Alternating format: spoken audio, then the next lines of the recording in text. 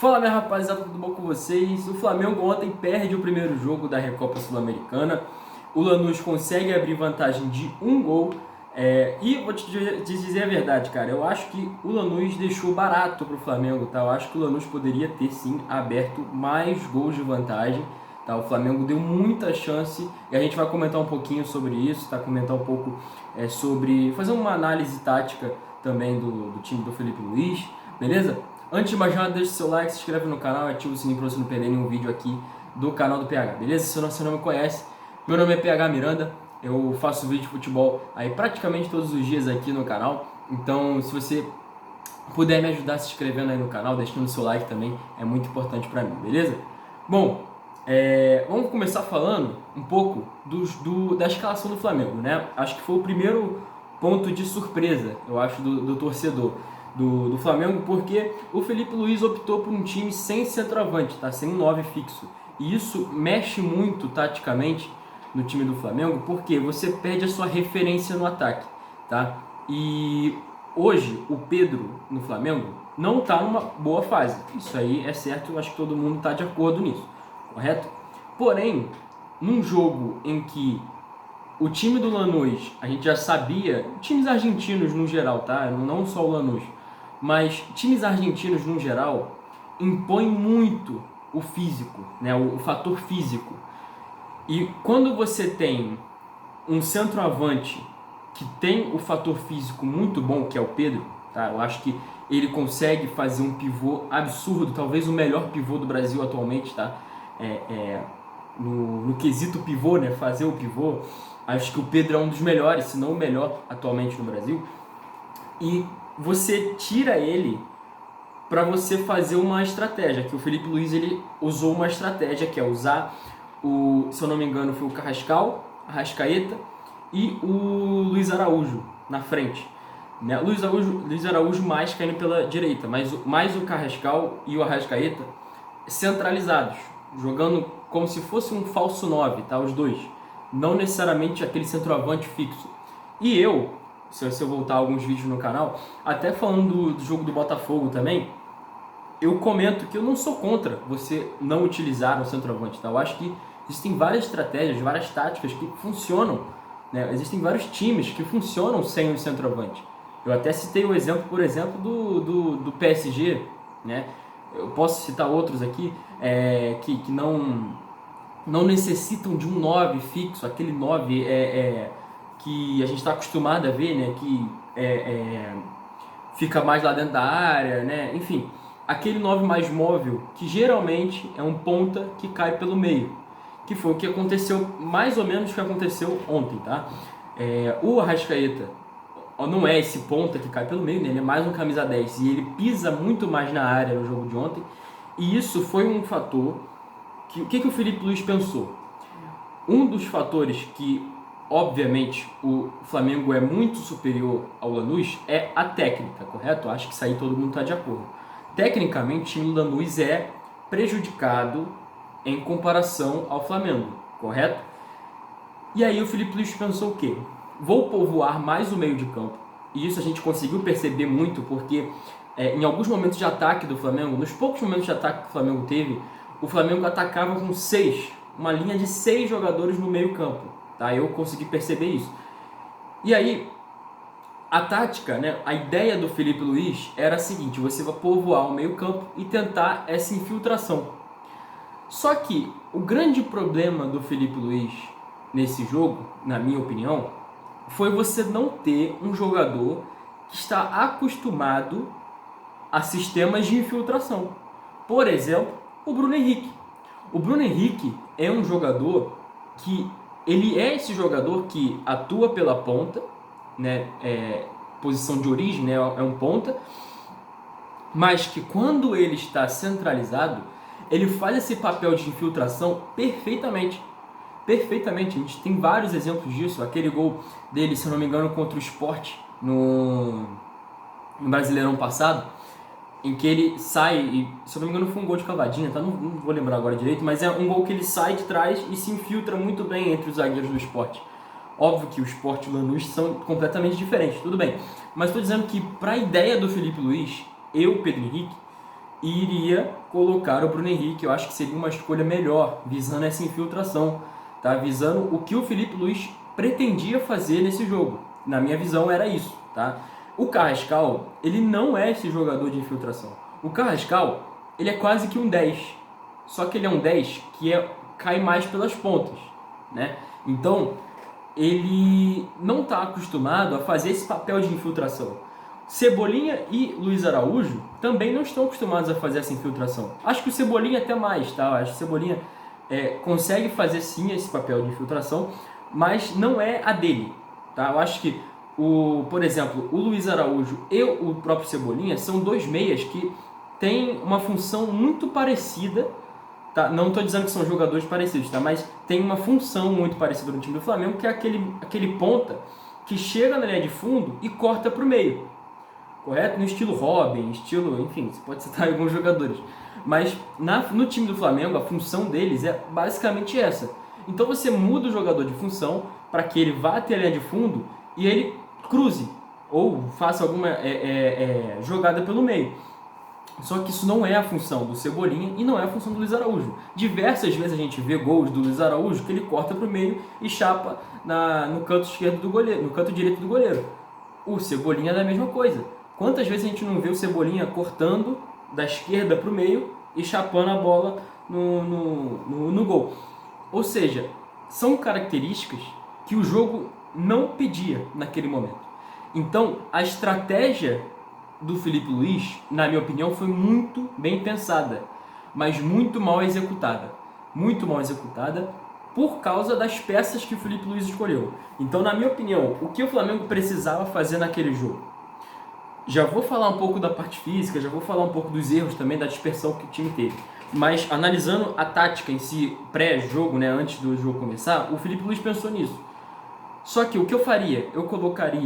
Eu tiraria o Jorge Carrascal do jogo, ou até deixaria o Carrascal, mas eu tiraria o Luiz Araújo de ponta, deixaria ou o Everton Cebolinha, ou colocaria o próprio Samuel Lino, tá? Que eu acho que no quesito marcação, o Samuel Lino é melhor do que o Cebolinha, e eu já vou falar sobre isso também um pouco. E aí eu colocaria o Bruno Henrique no lugar do Luiz Araújo, ou enfim, do próprio Carrascal, mas acho que do Luiz Araújo. Colocaria o Bruno Henrique centralizado, fazendo esse papel que ele sempre fez enquanto o Pedro estava machucado. Não sei se você lembra, mas quando o Pedro estava machucado, quem jogava no lugar dele, muitas das vezes, foi o próprio Bruno Henrique. Tanto que na final da Libertadores, quem joga é o Bruno Henrique, de centroavante. Então, essa função de infiltração é perfeita para o Bruno Henrique. Tá? Eu realmente não entendi o porquê que ele não foi utilizado. Tá? Ele até chega a entrar no jogo de ontem, mas aí já era tarde, tá? Para o Flamengo. O time do Lanús já estava muito mais dentro do jogo, estava com muito mais vontade. E aí já entrando no próximo assunto, que é justamente a frase que eu acho que define esse jogo de ontem. Venceu quem teve mais vontade de vencer. Na minha opinião, o Flamengo faltou vontade de vencer. Isso faz jus a alguns jogos do Flamengo já nessa temporada, tá? Tanto no jogo contra o Corinthians, tanto em jogos como, por exemplo, do Fluminense, outros jogos contra o Inter no Brasileirão, enfim, alguns jogos nessa temporada, o Flamengo faltou vontade. E aí eu não digo, o jogador não queria ganhar. Não, não é isso, tá? Não é isso. Estou dizendo que fisicamente o Flamengo está muito abaixo nessa temporada, tá? Muito abaixo mesmo. Então, isso faz com que os jogadores, por exemplo, do Lanús, que são inferiores, infinitamente inferiores aos do Flamengo, né, em quesito técnico, físico, enfim, consigam vencer os duelos de forma até tranquila. A gente via, muitas das vezes, os duelos físicos sendo ganhados justamente com tranquilidade pelos jogadores do Lanús, tá? Poucas vezes a gente viu o Flamengo ganhando duelos físicos. Então, eu acho que isso conta muito com vontade e isso ganha muito também de uma questão física que ainda está muito abaixo na temporada do Flamengo. E acho que isso não pode ser usado como desculpa, obviamente, porque o Flamengo, se eu não me engano, já está no seu 7º, 8º jogo na temporada, com o time titular. Então, você não pode dizer que por isso o Flamengo perdeu. Não acho que foi por isso que o Flamengo perdeu.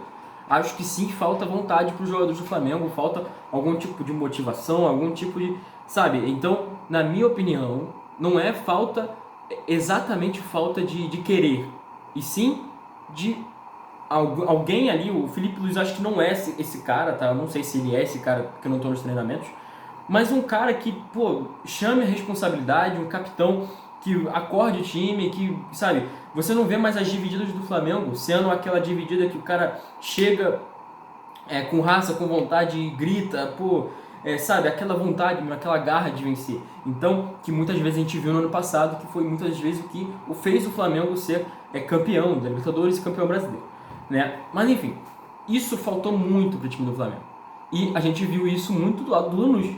E o Lanús muitas das vezes venceu vários duelos físicos, às vezes muitos duelos aéreos, tá? E isso é uma característica até que o Flamengo tem sofrido em alguns jogos. Aí eu já falo sobre o gol que o Flamengo sofre, né? O Flamengo sofreu 3 gols no total na partida de ontem. Apenas um valeu, né? O Flamengo foi salvo pelo impedimento, né? Acho que a gente pode usar essa frase, né? O Flamengo foi salvo pelo impedimento porque o jogador, acho que como é que foi o nome dele? Acho que é Castilho, posso estar errado, né? O que fez o gol. Deixa eu pesquisar aqui, enquanto isso eu vou falando. O Flamengo sofreu esse gol do Lanús 3 vezes pelo mesmo jogador, né? Que foi o Castilho, acertei, tá certo. Rodrigo Castilho, enfim. O Flamengo sofreu 3 gols do mesmo jogador. Os 3 poderiam tranquilamente ter valido se ele soubesse se posicionar melhor, tá? Aí você vai porque a linha de impedimento do Flamengo deu certo. Cara, se você olhar, analisar os gols, a linha de impedimento do Flamengo não teve influência nenhuma nos gols, tá? Não teve influência nenhuma. Aquilo ali foi justamente um posicionamento ruim do Castilho, né, jogador do Lanús. Porque no primeiro gol que ele faz, ele tá à frente, muito à frente, e aquela tática, né, de jogador ficar à frente na bola parada, e geralmente ele volta, só que ele não volta, ele fica lá parado, e aí a bola sobe pra ele e faz o gol. Se ele tivesse voltado, muito provavelmente ele não estaria impedido, e faria o gol. E a mesma coisa no segundo, e o terceiro ele se posiciona bem, ok? E esse terceiro gol que ele faz, que no caso foi o gol que valeu, né, o gol de 1-0 do Lanús, foi um tanto quanto interessante, porque o Flamengo sofre um gol muito parecido com esse no Brasileirão contra o São Paulo, aquele gol que o Luciano faz de cabeça, que é justamente o atacante subir entre os zagueiros, entre os 2 zagueiros do Flamengo, que no caso ontem foram Léo Ortiz e Léo Pereira. Contra o São Paulo eu não vou me lembrar ao certo se foram eles, tá? Eu peço até desculpas, mas não lembro agora exatamente se foram eles, mas foi entre os zagueiros do Flamengo. E cabeceia livremente e mata completamente as chances de defesa pro Rossi, ok? E aí o que a gente pode analisar nos 2 lances? Pelo menos eu tô aqui com a imagem do gol do Flamengo, o gol que o Flamengo sofreu ontem. E uma coisa que eu percebi analisando o gol de ontem foi justamente a dispersão do time. O Flamengo ontem estava muito disperso, tá? Muito disperso mesmo, porque o Flamengo muitas das vezes, por exemplo, e aí eu não sei se é uma questão física, se é uma questão dos jogadores mesmo não estarem ligados na partida, tá? Porque, por exemplo, o Alexandre é um jogadoraço, tá? Eu acho que um dos melhores laterais esquerdos do país atualmente, tá? Isso aí acho que ninguém questiona, muito experiente, tudo bem. Porém, ele, muitas das vezes, falha nesse quesito de dispersão.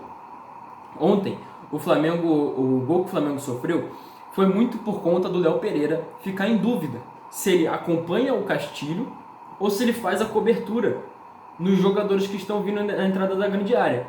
Por quê? Se você analisar o lance, se você colocar aí no YouTube, né?